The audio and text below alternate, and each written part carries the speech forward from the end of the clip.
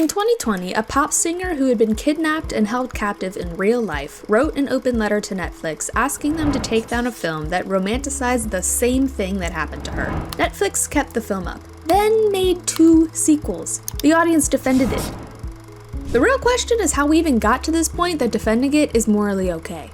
If you press play on 365 Days expecting a kidnapping movie, you're gonna be confused for about 10 minutes. The opening doesn't tip its hand at all. We get a flashback to a beach in Sicily 5 years before the rest of the film. From there, we're in Warsaw with Laura at her day job. Turns out she's the sales director at a luxury hotel. By the time anything actually happens, she's already on a flight to Italy for her 29th birthday with her boyfriend and a few friends. The whole thing looks expensive. You know, 5-star hotels, the kind of Mediterranean lighting they use in perfume ads. Even the soundtrack is selling you something. The lead actor, Michele Morrone, also wrote and performs most of the songs on it, and they're all the kind of slow romantic ballads you put on a playlist called Date Night. For the first 15 minutes or so, the genre is just rich people on vacation. Eventually, Laura has a fight with her boyfriend, well, twice, actually. First, there is something about her birthday and a drink, after which she walks out and bumps into another man. Now, bumping into the new man is shot like a meet-cute. The physical contact lingers, background music changes, and she looks back at him the way you look back at someone after your first date, to see if they're still staring at you. But it's not that romantic just yet, we're getting there. Shortly after, like a day or something, she has another fight with her boyfriend, where she full-on throws him into the pool, and later walks around the city alone at night, where she bumps into a man in a black suit, who's standing there like he's been waiting on her. By the end of the scene, Massimo has had her kidnapped. And honestly, most of us watching that the first time didn't really clock the kidnapping as a very bad thing. She just had a fight with her boyfriend who quote-unquote wasn't being the best, which means she requires some sort of liberation.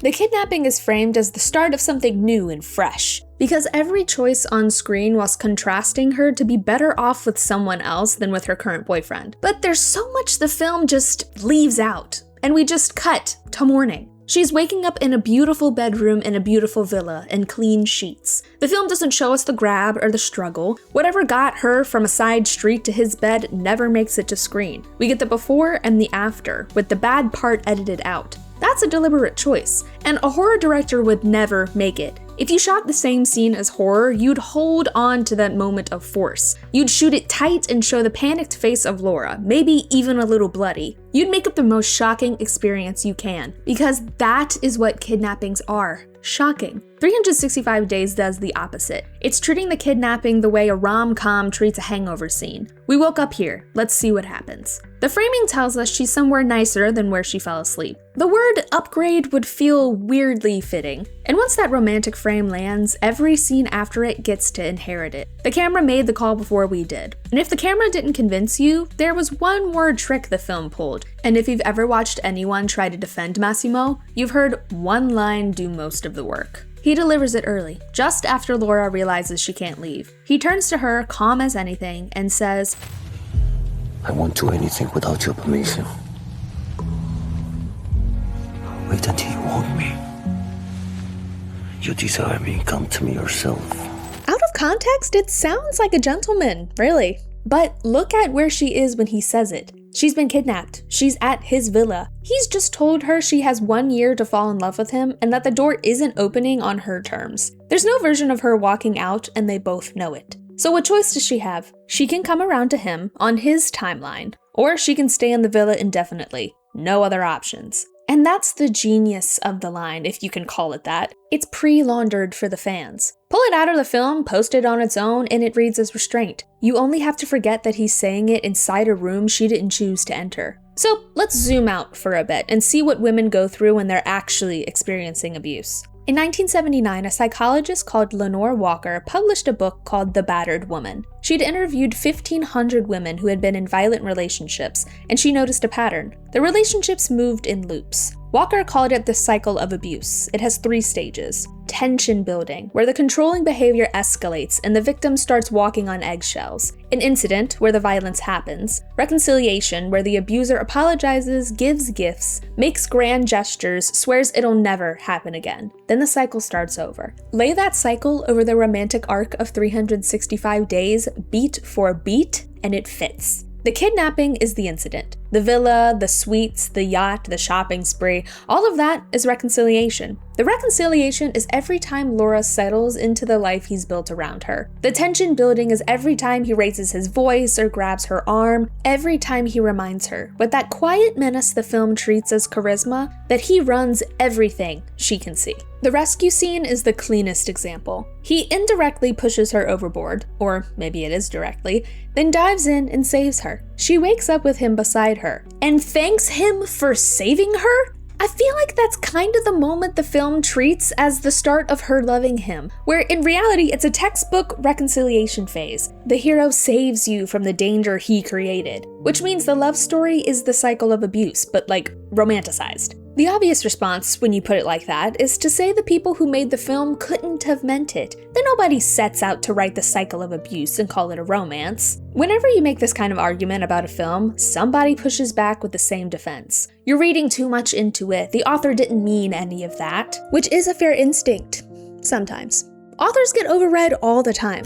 The author of 365 Days, though, has been pretty unmissable about what she meant. Blanka Lapinska, I hope I pronounced that right, wrote the original novel the film is based on. She's done a lot of interviews about it, and in those interviews, she says things like, "We like to fantasize about sex without consent." She also said the book started because her then boyfriend wasn't being sexually attentive enough, and that Laura is me. The protagonist getting kidnapped and held for a year is, in her own framing, a fantasy version of herself. When critics started naming the abuse romance pattern in her work, her response was to point at Disney. Why aren't they shouting about Beauty and the Beast, a cartoon for children? My books and movies are for adults, but I don't see a lot of difference between those two stories. So, is she wrong? Beauty and the Beast does the same thing. I think she's just wrong about what that's supposed to prove. The fact that the trope keeps showing up across decades is exactly the problem critics were already pointing at, Beauty and the Beast included. The film knows what it is, the author has said what she meant. The only people doing any pretending are us in the audience. Like, we found it cringy and watched it anyway, made a joke about it later. Others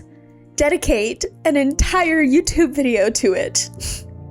Oops, unsure if people will agree, so please let me know if you disagree. I read all your comments. Others take it a step further, defending the film online. Wrote articles saying you shouldn't take it so seriously, that it's just a fantasy and fantasies don't have to be healthy. Lapinska made that argument herself. So did most of the fan base. And the argument has some weight. Fantasies don't have to be ethical. I'm not gonna be saying you're not allowed to fantasize. Do whatever you want, girl. But fantasies are, well, exactly that. They're not sold as a sort of love story. 365 Days did. Tens of millions of people watched it as one. Many of them were teenagers. That is what people are responding to. Go back to pop singer Duffy, herself a survivor of kidnapping and SA, with the letter to take it down. She called it cinema that eroticizes kidnapping and distorts sexual violence and trafficking as a sexy movie. A petition titled "Remove 365 Days from Netflix for glorifying Stockholm Syndrome and abuse" reached around 96,000 signatures. The Nationwide Children's Hospital, an actual children's hospital, issued a parental advisory specifically naming this film. It said the film romanticizes kidnapping and sexual assault,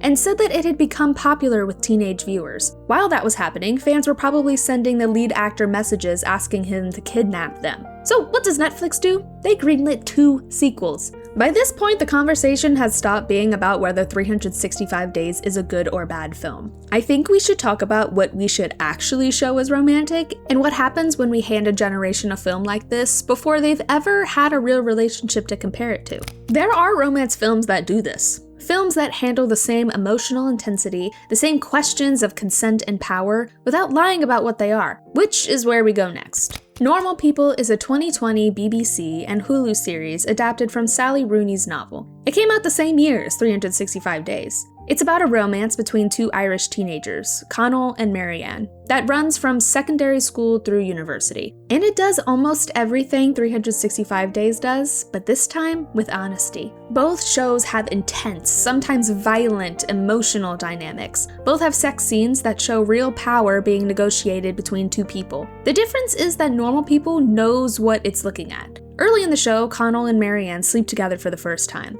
Mid-scene, before anything happens that can't be undone, Connell stops and says, If you want to stop or anything, we can obviously stop. Sounds similar? That scene is written by an adult who had thought about what consent actually requires. Later in the series, Marianne, who has grown up in an abusive household, starts asking partners to hurt her during sex. Turns out he's a bit of a sadist. Just during sex, that is. Not arguments. You're into that, are you? Yeah.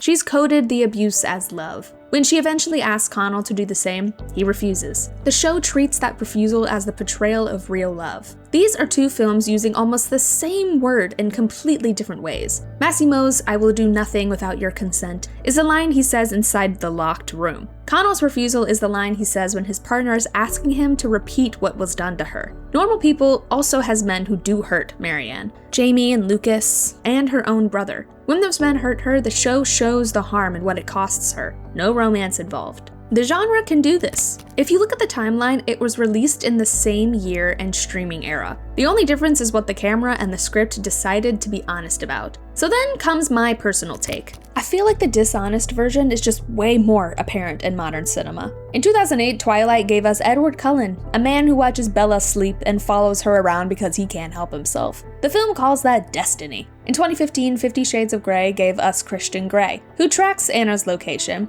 which he claims is for her safety, by the way, and asks her to sign a contract before he touches her, even though something has already happened before the contract. The film called that BDSM. A 2013 study by Professor Amy Bonomi found that nearly every interaction between Christian and Anna fit recognized patterns of emotional abuse. In 2020, 365 Days gave us Massimo, who straight up just kidnaps her. What will come next? 3 films across 12 years, each peeling more realism out of the trope than the last, and the audience kept reading the romance the same way every time. The kidnapping shot like a meet cute, the consent delivered inside a locked room, a romantic arc that fits the cycle of abuse beat for beat. An author who said on the record that she meant it as a fantasy. Survivors in children's hospitals and petitions, none of it changing the outcome. The pattern doesn't stay on the screen.